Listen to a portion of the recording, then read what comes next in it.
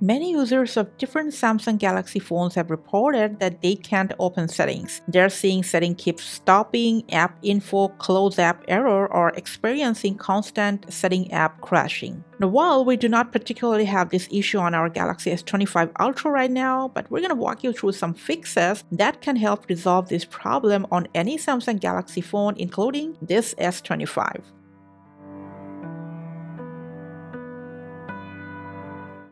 Alright guys, so when this happens, first just go ahead, force restart your device. Just press and hold the volume down and power button together till the screen goes black. And in about a minute, your device will restart back itself. Now sometimes this might happen for storage issues. So we're going to open up My Files, go to Manage Storage. Now what you're going to do is just go ahead, enter duplicate files and large files one after another, and simply just go ahead, delete and clear up your storage. And finally, come back to trash and empty your trash from all these categories. Okay, now lastly, there is a trick a lot of users have found handy, and that is just go ahead, search for digital well-being.